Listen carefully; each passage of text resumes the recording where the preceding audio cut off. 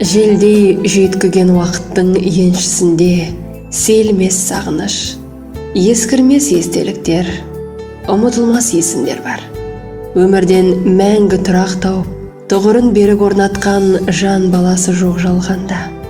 Дүниеге келіп маңдайыңа жазылғанды көріп, бұйырмыз дәміңді татқаннан кейін көктен бұйрық жеткен күні бір сәтке де аялдамастан бақиғаттанасың.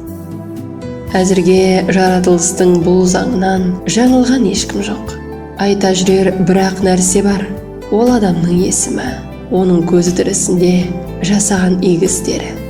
Тірілерден дұғаны ғана қажет ететін өлі аруақтың рухын шалықтатып, шарапатын шашатында біздің шын ниетпен бағыштаған дұғамыз болса керекті. أعوذ بالله من الشيطان الرجيم بسم الله الرحمن الرحيم الحمد لله رب العالمين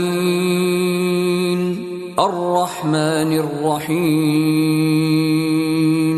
مالك يوم الدين